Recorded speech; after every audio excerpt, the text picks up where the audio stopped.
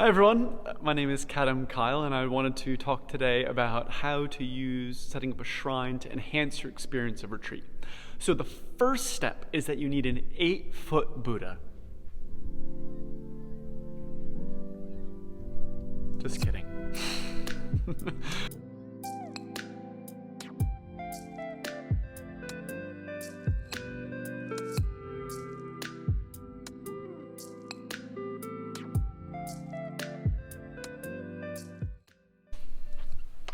Oh, hey there.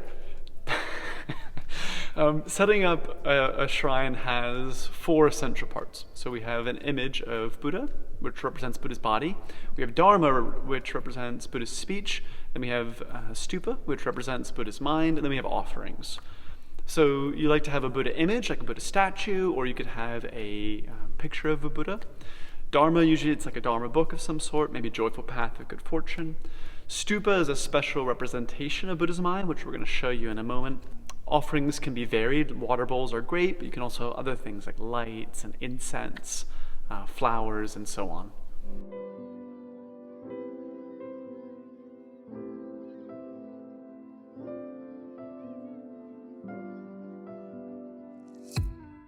So again, you might be thinking, that's too much. You know, I'm in New York City. I've got 400 square feet in my apartment.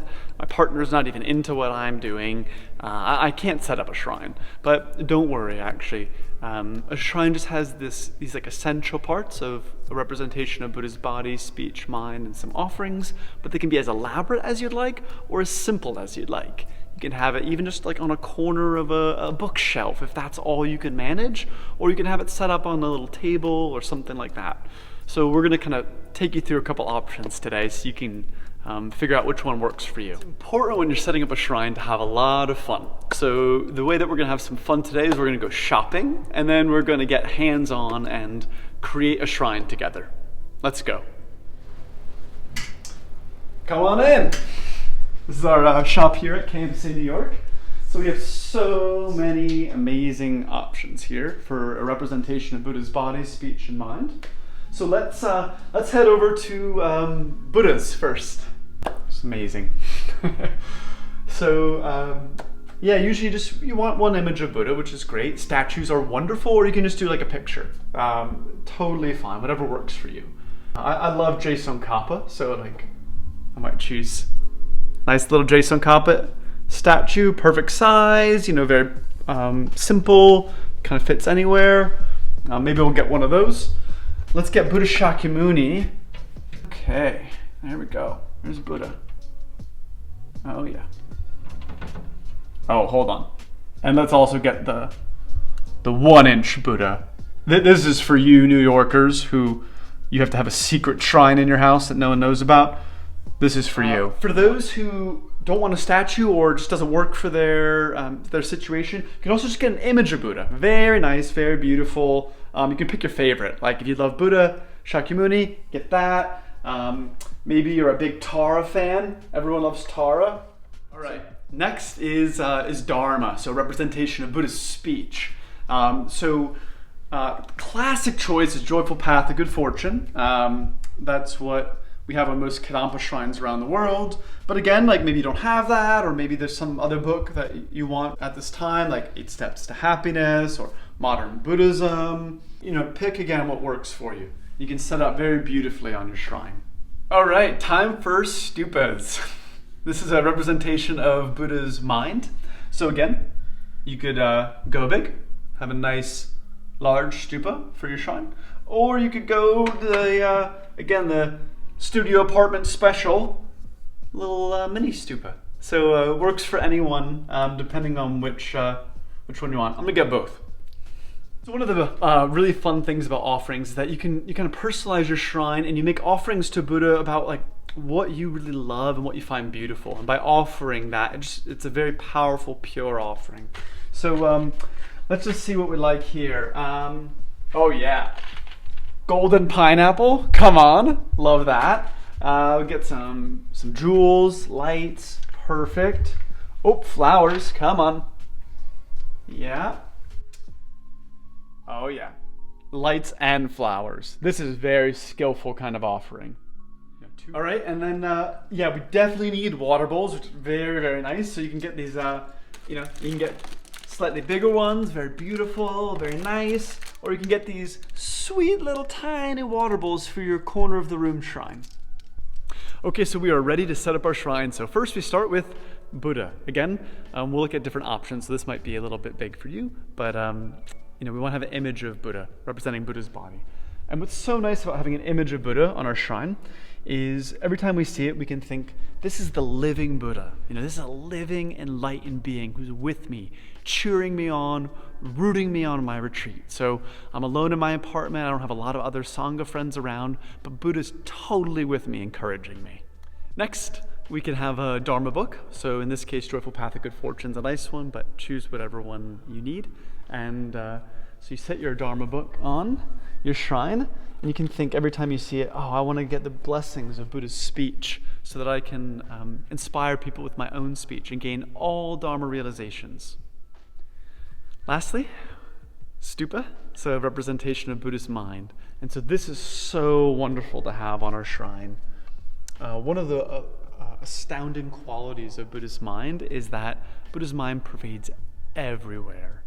So Buddha's mind pervades all of our thoughts, our entire being, our entire apartment and house. So everywhere we are, Buddha's present. Buddha's mind is present. Buddha's love and compassion is pervading us. So every time you see your shrine, you can think, I'm pervaded by Buddha's compassion. You look at the shrine and you might think, okay, this is a little bit much. So, maybe what you need to do is have a slightly smaller image, the one that we got from our shopping spree. I'll raise that up in a second. Maybe you need a slightly smaller image, slightly smaller Dharma book. Look at that, very modern ebook. Come on. And then a slightly smaller stupa. Let me raise Buddha up there. It's nice to have Buddha elevated just as a sign of respect, or actually all three if you can, but very nice. And so you still might be thinking, too big, my kids are gonna knock it over, or I don't have room in my house, I can't even do it. We're gonna show you the extra special, super, super small shrine, okay? So get ready for this. So you may be thinking, again, I have no room for a shrine in my house. Wrong. Can you fit this in your house? Little Buddha, little pineapple. You don't need to have a pineapple, but a little tiny offering. And maybe if you can fit a stupa, or maybe just Buddha. You can do that. Everyone can do that.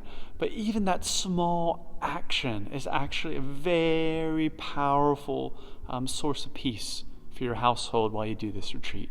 So I think you can do that. We are now ready to set up our offering. So got a few of our little offerings from the shop here. So some beautiful lights in front of Buddha, the light and flower combination. Again, you get lots of merit and inspiration for the double there. And then little flower, beautiful. Okay, so when you make offerings, you can offer things that you're attached to yourself, and that will overcome that. Or you can just offer things that you find really beautiful, and you create special causes. Like offering flowers creates the cause to see beautiful things in the world. Offering lights create the cause to grow your wisdom. So you can think, I need some wisdom. Okay, I'm going to offer some lights. Incense helps you grow your concentration. So you think, I need to focus better. Okay, I'm going to offer some incense, like that. So it's just really fun to make offerings. It's typical to go for refuge and generate bodhicitta and do a few prostrations before you make offerings. So just 1 second.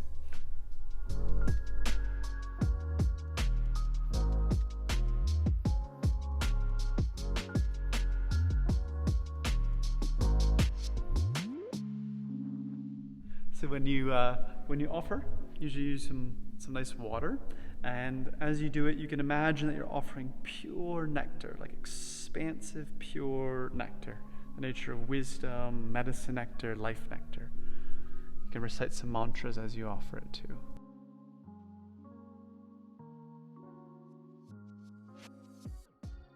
So then lastly, you make some dedication prayers.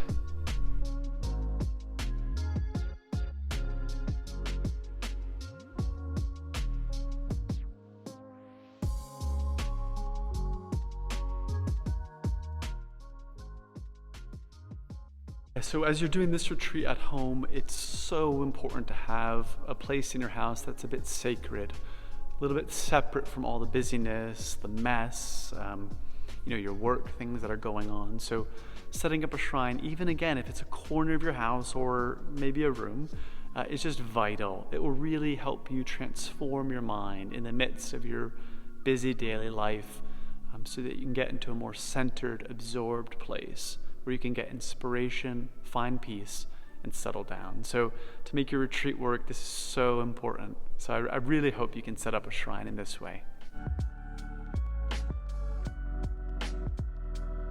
And that's it.